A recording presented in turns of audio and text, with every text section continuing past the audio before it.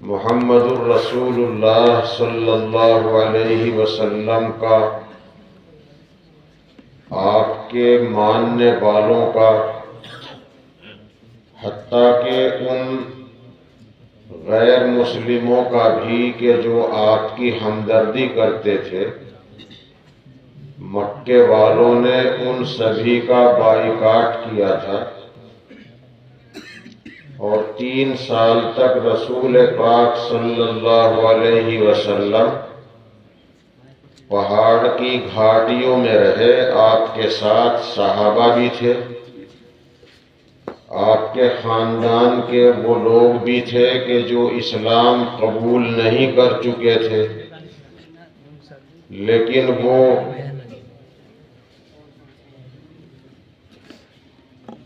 آپ کی ہمدردی کرتے تھے۔ جیسے آپ کے چچا ابو طالب ایمان نہیں لائے، لیکن دادا کے انتقال کے بعد چچا ابو طالب نے رسول پاک صلی اللہ علیہ وسلم کو یہ احساس نہیں ہونے دیا کہ میرے سر پر کوئی نہیں ہے۔ اپنے باپ کی طرح انہوں نے اپنے بھتیجے کی سرپرستی مکمل فرمائی، ان کا بھی بائیکاٹ کیا گیا۔ ایمان کے ساتھ اور اسلام کے ساتھ آزمائش کا دور برابر رہا ہے۔ اسلام قبول کرنے والا سب سے پہلا انسان عورت ہے۔ حضرت آدم علیہ السلام پر سب سے پہلے ایمان لانے والی عورت ہے حضرت حوا۔ آخری پیغمبر حضرت محمد صلی اللہ علیہ وسلم پر سب سے پہلے ایمان لانے والی بھی عورت ہے حضرت خدیجہ۔ پھر جب آزمائش کا دور شروع ہوا کہ ایمان لانے والوں کو گرم انگاروں پر لٹایا جاتا، ان کی چربی پگھل کر آگ ٹھنڈی ہو جاتی، انہیں گلے میں رسی باندھ کر گلی کوچوں میں کھینچا جاتا، گرم ریت پر لٹایا جاتا، سینے پر بھاری پتھر رکھ دیتے، ہاتھ پیر باندھ کر حضرت بلال کیونکہ غلام تھے، ان کی پٹائی رات بھر ہوتی، نمبر بار لوگ مارتے تھے۔ ان کے رونے کی آواز سن کر ترس کھا کر حضرت ابو بکر نے انہیں خریدا ان کے مالک سے اور ان کو آزاد کیا۔ حضرت خباب مشہور ہیں کہ ان کی کمر پر جو گڑھے تھے وہ اسی چیز کے تھے کہ ان کو آگ پہ لٹا دیا جاتا، سینے پر بھاری پتھر رکھ دیتے، کروٹ نہ لے سکیں تو چربی پگھل کر آگ ٹھنڈی ہو جاتی۔ حضرت سمیہ رضی اللہ عنہا، ان کے پیروں میں رسی باندھی گئی اور 2 اونٹ منگا کر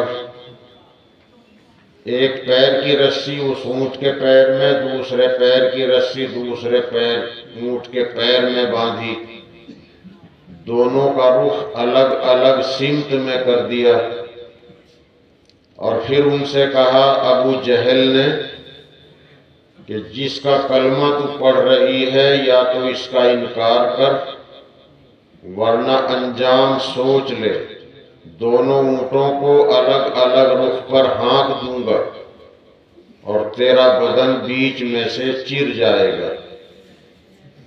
اس نے ایسا ہی کیا اور ان کے بدن کے نازک مقام پر بھالہ مارا، برچھی ماری، وہ شہید ہو گئی۔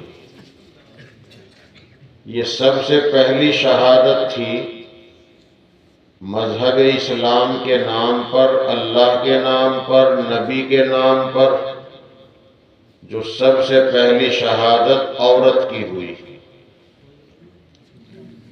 یہ آزمائش پہلے بھی تھی، ہر نبی کے دور میں رہی۔ بعض صحابہ کو پکتے ہوئے کڑھائی کے تیل میں ڈال دیا گیا۔ حضرت حذیفہ رضی اللہ تعالیٰ عنہ کڑھتے ہوئے، پکتے ہوئے، کھولتے ہوئے تیل کے کڑھائی میں ڈالے گئے، مگر وہ اسلام سے 1 انچ کے برابر بھی منحرف نہیں ہوئے۔ اللہ کے لیے، اللہ کے کلمے کے لیے جان دے دی۔ اللہ تعالیٰ بھی کہتا ہے الف لام میم احسب الناس ان یترکوا ان یقولوا آمنا وهم لا یفتنون۔ کیا لوگوں کا خیال یہ ہے کہ وہ اتنا کہنے سے چھوڑ دیے جائیں گے کہ بس ہم تو مومن ہیں، ہم ایمان والے ہیں، ہم مسلمان ہیں، اتنا کہنے سے چھوڑ دیے جائیں گے اور ان کی آزمائش نہیں کی جائے گی؟ کیا لوگوں کا خیال یہ ہے کہ انہیں آزمایا نہیں جائے گا؟ مطلب یہ ہے کہ آزمایا ضرور جائے گا، ایمان کچا ہے یا پکا ہے۔ اخیر میں دجال آنے والا ہے، جنت بھی ہوگی اس کے پاس، جہنم بھی ہوگی، بارش بھی برسائے گا، دھوپ بھی نکالے گا، مارے گا، مار کر زندہ کرے گا، اور یہ کہے گا کہ یہی تو کام خدائی کے ہیں، مجھے خدا کہو، نہیں کہو گے تو میں جہنم میں ڈالوں گا۔ تو جو اسے ڈر کے مارے خدا کہے گا، اسے وہ اپنی جنت دے گا، لیکن وہ حقیقت میں جہنم ہوگی۔ جیسے نظر بندی ہوتی ہے، جادوگر نظر بندی سے کچھ کا کچھ دکھاتا ہے، تو ایسے ہی اس کے پاس نظر بندی کے حساب سے جنت بھی ہوگی، حقیقت میں جہنم، اور اس کے پاس جہنم دکھائی دے گی لیکن ہوگی حقیقت میں جنت۔ یعنی جو اس کا انکار کرے گا، اسے خدا نہیں کہے گا، وہ اسے جہنم میں ڈالے گا، لیکن اللہ پاک اس جگہ کو اس آدمی کے لیے جنت بنا دے گا۔ جیسے حضرت ابراہیم علیہ السلام کے لیے آگ کو گل و گلزار بنا دیا تھا۔ وہ بڑی آزمائش ہوگی، قبرستان کے مردے بھی تنگ ہوں گے، پریشان ہوں گے۔ رسول پاک صلی اللہ علیہ وسلم نے فرمایا کہ کوئی نبی ایسا نہیں گزرا کہ جس نے اپنی امت کو دجال کے فتنے سے آگاہ نہ کیا ہو۔ میں بھی تمہیں آگاہ کرتا ہوں، بڑا فتنہ ہوگا، قبرستان کے مردوں کی روحیں تنگ ہوں گی۔